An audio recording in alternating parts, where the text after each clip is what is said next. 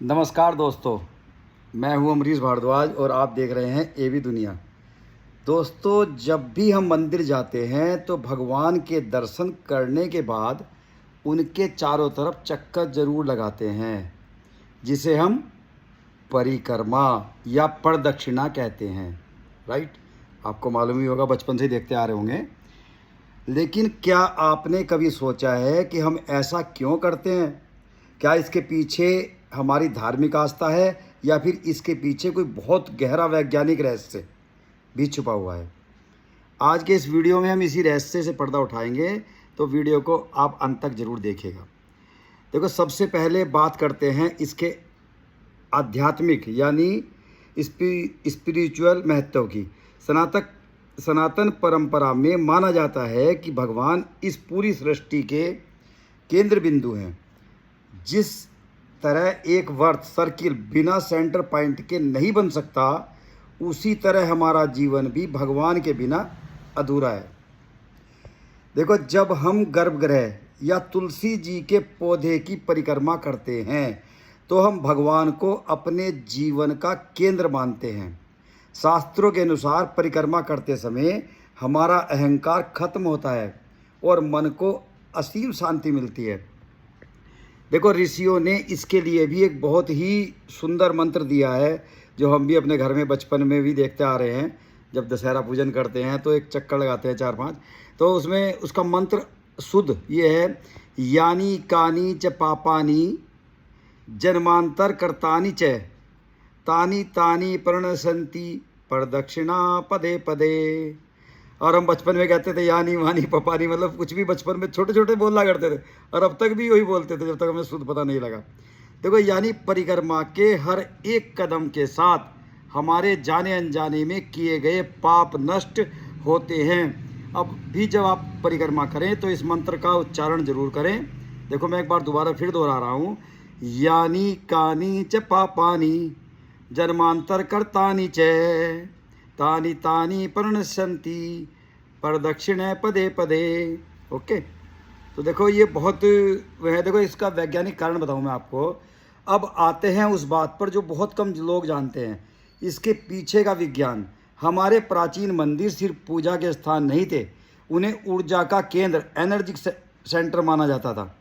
मंदिर ऐसी जगहों पर बनाए जाते थे जहां पृथ्वी की चुंबकीय और सकारात्मक ऊर्जा सबसे अधिक हो। हम हमेशा दाहिने हाथ की तरफ यानी क्लॉकवाइज दिशा में ही परिक्रमा क्यों करते हैं? क्या आपने कभी सोचा है? आप एंटी क्लॉकवाइज भी तो कर सकते हो, लेकिन क्लॉकवाइज ही करते हैं क्योंकि उत्तरी गोलार्ध में ऊर्जा का प्रभाव इसी दिशा में होता है। जब हम इस दिशा में घूमते हैं तो मंदिर के गर्भगृह या तुलसी जी के पौधे से निकलने वाली दिव्य और सकारात्मक ऊर्जा को हमारा शरीर एक मैग्नेट की तरह आसानी से सोख लेता है। और देखो, हमारी जो मंदिर की मूर्तियां हैं वो हमारे दाएं हाथ की तरफ होती है, और दाएं हाथ जो है कर्म का प्रतीक है। राइट? तो ध्यान रखना इस बात का। देखो, लेकिन रुकिए, परिक्रमा करने के भी कुछ खास नियम है, आपको मैं बता दूं। हम देवता की परिक्रमा की संख्या अलग अलग होती है, हर देवता की। भगवान शिव की हमेशा आधी परिक्रमा की जाती है, ध्यान रखना, क्योंकि उनकी जलधारी को लांघा नहीं जा सकता।